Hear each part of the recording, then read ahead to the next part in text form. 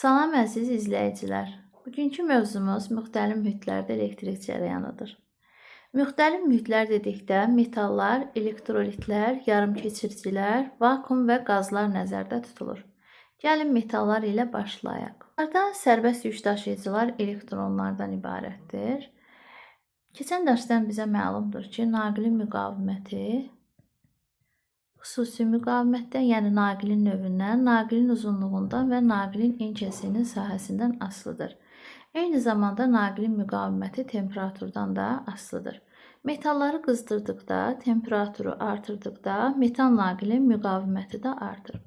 Metal naqilin müqavimətinin temperaturdan asılılıq düsturu belədir. R bərabərdir R0, 1 üstə gəlsin alfa delta T.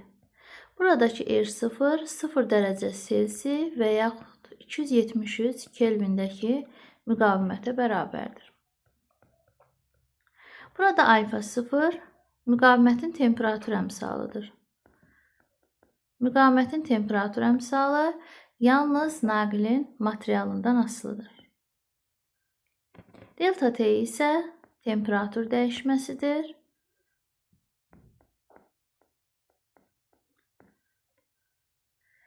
Gəlin burada alfanı tapaq. Alfanı tapdıqda R bərabər olur. R çıxılsın R0, R0 delta T. Buradan çıxır ki, müqavimətin temperatur əmsalının vahidi 1 bölünsün Kelvindir və yaxud Kelvin üstü -1 şəklində də yaza bilərsiniz. Metal naqillərdə həmişə müqavimətin temperatur əmsalı 0-dan böyük olacaqdır. Biz metal naqili qızdırdıqda onun uzunluğu və inkəsinin sahəsi çox cüzi dəyişir. Ona görə müqavimət artdıqda naqilin xüsusi müqaviməti də artır. O zaman biz yazarıq ki, R bərabərdir R0, 1 üstə gəlinsin alfa delta T şəklində yazarıq. Və müqavimətin temperaturdan asılılıq qrafikini çəksək, R-in T-dən asılılıq qrafikini çəksək, R0-dan başlayaraq düz mütənasib asılılıq qrafiki şəklində olacaqdır. Metal naqillərin volt-amper xarakteristikası, yəni I-nin U-dan asılılığı koordinat başlanğıcından keçən düz xəttdir. Metal naqilləri soyudan zaman çox alçaq temperaturlarda müqavimət birdən-birə 0-a qədər azalır. Müqavimət 0-a qədər azalanda dövrədə cərəyan artır. Bu cərəyana deyirlər ifrat keçiricilik. Bu temperaturun baş verdiyi keçiriciliyə isə deyilir böhran temperaturu. İfrat keçirici naqillərin müqavimətinin temperaturdan asılılıq qrafiki, xüsusi müqavimətinin temperaturdan asılılıq qrafiki bu şəkildə olacaqdır. Buradakı temperatur isə böhran temperaturudur. Məhlulları və ərintiləri elektrik cərəyanı keçirən maddələrə elektrolitlər deyilir. Məsələn, biz buna xörək duzunu nümunə göstərə bilərik. Xörək duzu adi şəraitdə elektrik cərəyanı keçirmir, amma onu suyun içərisində həll etdikdə ionlarına parçalanır və elektrik cərəyanı keçirir.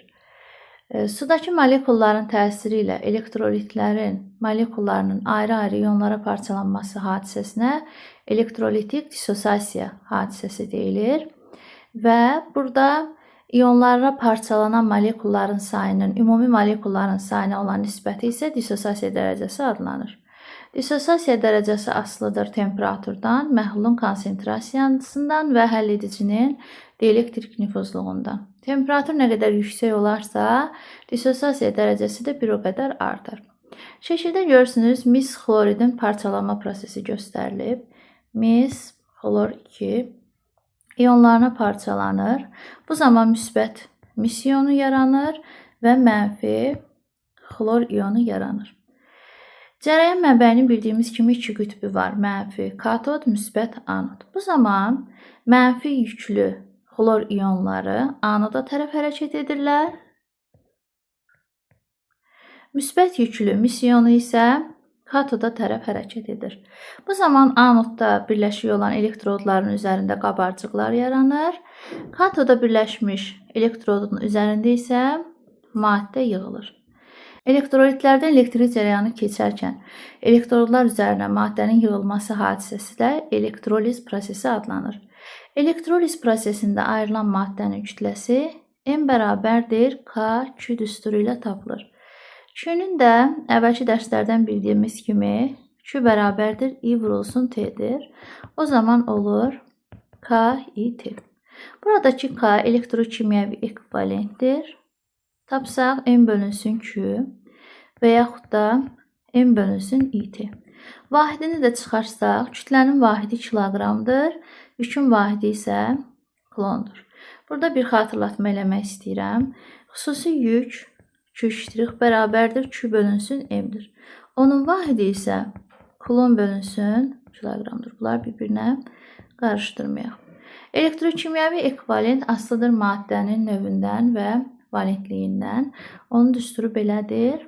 K bərabərdir 1 bölünsün Y Na M bölünsün N. Burada E elektrondur, N Avogadro ədədidir, M molyar kütlədir, K isə valentliyi göstərir. Onu da elektrokimyəvi ekvivalent valentliyi ilə tərs mütənasib asılı olur. Biz gətirib kütlənin düsturunda yerinə qoysaq, baxın bu düsturda yerinə qoyaq, olacaq 1 bölünsün Y Na M bölünsün N vurulsun Q şəklində olacaqdır. Temperatur yüksəkliyi isə burada ionları parçalama prosesi bayaq da qeyd etdiyim kimi daha da sürətlənir. Elektrolitlərdə yük daşıyıcılar da müsbət və mənfi ionlardır. Temperatur artdıqda yük daşıyıcıların sayı daha da çoxalır. Yəni cərəyan artır, müqavimət isə azalır. Temperatur artanda müqavimət azalırsa, onda alfa sıfırdan kiçik olacaq. Yəni müqavimətin temperatur əmsalı sıfırdan kiçik olacaq. Onda elektrolitlərin xüsusi müqavimətinin temperaturdan asılılıq qrafikini çəksək, xüsusi müqavimətin temperaturdan asılılıq qrafikini çəksək, müəyyən ρ0 müqavimətindən, ρ0-da hansı müqavimət idi? 0 dərəcə Selsiusdəki və 273 Kelvindəki olan müqavimət. Elektrolitlərin Foltamper xarakteristikası metallarda olduğu kimi koordinat başlanğıcından keçən düz xəttdir. Yarımkeçiricilər sərbəst yük daşıyıcılarının sayı xarici təsirlərdən asılı olan maddələrdir. Əgər yarımkeçirici təmizdirsə, o məxsusi keçiriciliyə malikdir. Məxsusi keçiriciliyin də iki növü var. Onlardan birincisi elektron keçiricilikdir. Elektron keçiriciliyi adlanır N-tip keçiricilik, yəni negativ. Bilirik ki, elektron mənfi yüklü zərrəcikdir. İkincisi isə deşik keçiricilikdir. Bu isə adlanır P-tip keçiricilik, yəni pozitiv keçiricilik adlanır. Yarımkeçirici xarici təsirə məruz qaldıqda, məsələn üçün qızdırıldıqda, onun valent elektronlarının bir qismi böyük kinetik enerji alır və aldıqları bu kinetik enerji hesabına rabitələri qırırlar, atomları tərk edirlər və nəticədə sərbəst elektronların sayı artır. Digər tərəfdən də valent elektronu atomu tərk etdikdə rabitədə boş yer qalır ki, həmin boş yerdə deşik adlanır. Yarımkeçiricilərdə yük daşıyıcılar, elektronlar və deşiklərdir. Temperatur artdıqca yarımkeçiricilərin müqaviməti kəskin şəkildə azalır. Yəni o cümlədən xüsusi müqavimət də kəskin şəkildə azalır. O zaman biz yarımkeçiricilərdə xüsusi müqavimətin temperaturdan asılılığını çəksək, bu şəkildə olacaqdır. Yarımkeçiricilərin məxsusi keçiriciliyi böyük olmadığından onların daxilinə aşkar daxil etməklə yarımkeçiricilərdə yük daşıyıcılarının sayını dəfələrlə yüksəltmək olur. Aşkarlar da iki cür olur. Biri var donor aşkarlar, biri var akseptor aşkarlar. Öz elektronlarını asanlıqla verə bilən və elektronların sayını artıra bilən aşkarlar adlanır donor aşkarlar. Elektronlar alaraq deşiklər yarada bilən aşkarlar isə akseptor aşkarlar adlanır. Gəlin şəklə diqqətlə baxaq. Gördüyünüz kimi silisiuma birinci şəkildə fosfor daxil edilib, ikinci şəkildə isə bor əlavə edilib. Silisium özü 4 valentlidir, yəni onun 4 dənə valent elektronu var. Fosfor isə 5 valentlidir. Əgər biz 4 valentli yarımkeçiriciyə 5 valentli yarımkeçirici qatırıqsa, bu zaman olur donor aşkar. Burada yenə də silisium 4 valentlidir. Bor isə 3 valentlidir. 4 valentli elementə 3 valentli qatırıqsa, bu zaman olur akseptor aşkar. Müxtəlif tipli iki yarım keçiricinin kontaktı, yəni biri N tip, biri P tip adlanır P-in keçidi. P-in keçidini elektrik dövrəsində iki cür birləşdirmək olar. Əgər biz P tərəfi cərəyanın müsbət qütbünə birləşdirsək, N tərəfi də mənfi qütbünə birləşdirsək, bu olur düz keçid. P-in keçidi baxın belə göstərilir sadə formada. P-N keçidi. Əgər P-ni gətirib cərəyan mənbəyinin müsbət qütbünə, N-i gətirib cərəyan mənbəyini mənfi qütbünə birləşdirsək, bu olur düz keçid. Əgər əksini etsək, yəni P-ni gətirib mənfiyə birləşdirsək, N-i gətirib müsbətə birləşdirsək, bu zaman bu olur tərs keçid. Onda yarım keçiricilərin voltampер xarakteristikasını çəkək. İğnin odan asılılığını.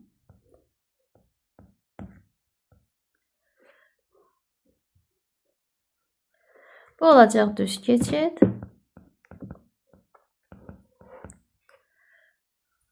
Bu isə olacaq tərs keçid. Düz keçiddə yük daşıyıcılar elektronlardır. Tərs keçiddə isə deşiklərdir. Elektronlara deyirlər əsas yük daşıyıcılar, deşiklərə isə deyirlər qeyri-əsas yük daşıyıcılar. İşləmə prinsipi P-in keçidinə əsaslanan cihazlardan biri yarım keçirici diod adlanır. Yarım keçirici diod P-in keçidinə malik olan germanium kristalından ibarətdir. Dövrəyə birləşdirmək üçün iki çıxışı var. Anod və katod. Anod cərəyan mənbəyinin müsbət qütbünə, katod isə cərəyan mənbəyinin mənfi qütbünə birləşməlidir. Yarımkeçirici diod dəyişən cərəyanı düzləndirmək üçün istifadə olunur və işləmə prinsipi də P-in keçidinə əsaslanır. Gəlin bu nümunəyə baxaq. Bildiyimiz kimi bura cərəyanın müsbət qütbüdür, bura isə onun mənfi qütbüdür. Baxırıq birinci diod görək necə birləşib. Bura diodun anodudur, bura isə onun katodudur. Baxırıq ki, diodun müsbəti cərəyan mənbəyinin müsbət qütbünə birləşib. Demək ki, birinci lampadan elektrik cərəyanı keçəcəkdir. İndi ikinciyə baxırıq. Bura diodun müsbət hissəsi, yəni anodu, bura isə katodu. Baxırıq ki, diodun katodu cərəyan mənbəyinin müsbətinə birləşib. Yəni mənfi müsbətə birləşib. Bu dioddan elektrik cərəyanı keçməyəcək. Ona görə bu lampa da yanmayacaq. Bir lampası közərər, iki lampasından isə cərəyan keçməyəcəkdir. İşləmə prinsipi P-in keçidinə əsaslanan digər cihaz tranzistordur. Tranzistor zəif elektromaqnit rəqslərinin alınması və gücləndirilməsi üçün istifadə olunur. Tranzistorun 3 çıxışı var: emitter, baza, kollektor. Birinci şəkildə gördüyünüz düz keçiddir, PNP keçidi. İkinci şəkildə gördüyünüz isə tərs keçiddir, NPN keçidir. Burada emitterdən keçən cərəyan bərabərdir. Bazadan keçən cərəyan üstə gələk kollektordan keçən cərəyanın cəminə bərabərdir. Digər yarımkeçirici cihazlardan biri termistor və yaxud termorezistordur. Termorezistor müqavimətin temperaturun təsiri ilə dəyişməsinə əsaslanır. Fotorezistor isə işıqlanmanın təsiri ilə müqaviməti dəyişə bilən qurğudur. Dördüncü mühitimiz vakuumdur. Əgər seyrəldilmiş qazda molekulların sərbəst yolunun uzunluğu qazın yerləşdiyi qabın ölçüsündən böyük olarsa, qazın bu halı vakuum adlanır. Qızdırılmış metalların özündən elektron buraxması hadisəsi termoelektron emissiya adlanır. Bunun elektronun metalı tərk edərək vakuuma çıxması üçün lazım olan enerjinin minimum qiyməti adlanır çıxış işi. Çıxış işi asılıdır metalın növündən və çıxış işinin də vahidi elektron voltdur. Elektronun metaldan çıxa bilməsi üçün ona lazım olan kinetik enerji ya çıxış işindən böyük olmalıdır, ya da çıxış işinə bərabər olmalıdır. Yəni mv kvadratı bölünsün 2 böyük bərabər olmalıdır çıxış işində. İşləmə prinsipi vakuum termoelektron emissiya hadisəsinə əsaslanan cihazlardan biri vakuum diodudur. Bu Bu gördüyünüz vakuum diodunun sxemidir. Bura vakuum diodunun anodudur. Bu vakuum diodunun katodudur. Bu isə gördüyünüz közərmə telidir. Diod bir tərəfli keçiriciliyə malikdir. Onun bu xassəsindən yarım keçirici diod kimi dəyişən cərəyanı düzləndirmək üçün istifadə olunur. Yarım keçirici diodunun işləmə prinsipi PN keçidən əsaslanır. Amma vakuum diodunun işləmə prinsipi əsaslanır termoelektron emissiya hadisəsinə. Əgər biz diodun anodunu cərəyan mənbəyinin müsbət qütbünə,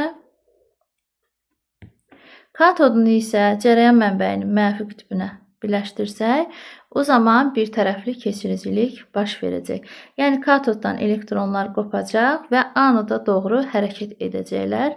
Burada cərəyan yaranacaq. Burada yaranan doyma cərəyanı qopan elektronların sayı ilə, vahid zamanda qopan elektronların sayı ilə düz mütənasibdir. Vakuum diodunun voltamper xarakteristikası isə, yəni i-nin nurdan asılılığı,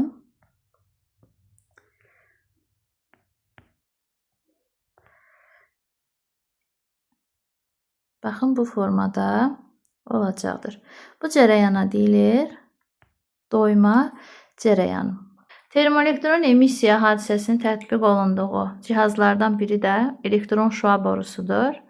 Elektron şüa borusu nazik elektron seyrini sürətləndirərək elektrik siqnallarını işıq siqnallarına çevirən qurğudur və onun işləmə prinsipi elektrik və maqnit sahələrində elektrik dəstəsinin meyl etməsi və elektronların zərbələri nəticəsində ekranın işıldaması hadisəsinə əsaslanır.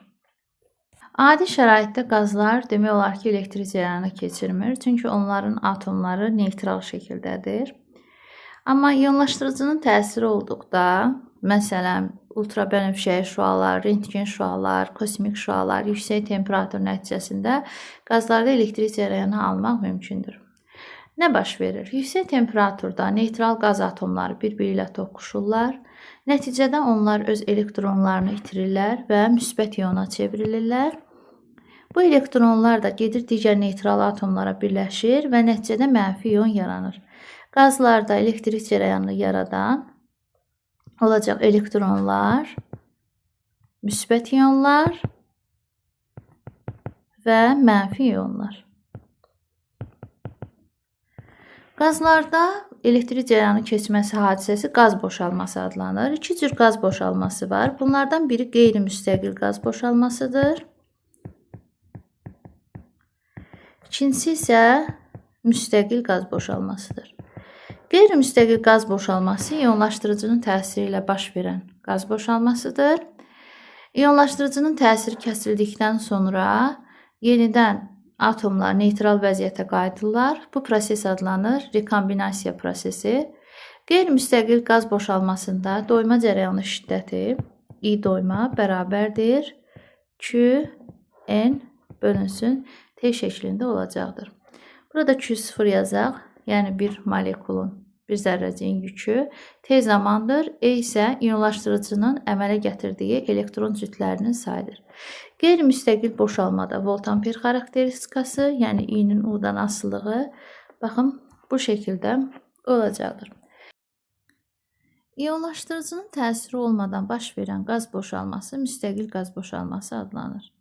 Bayaq qeyd etdik ki, qazların atomları neytral vəziyyətdədir. Onlar elektrik cərəyanı keçirmirlər. Lakin onların çox cüzi sayda elektronları var.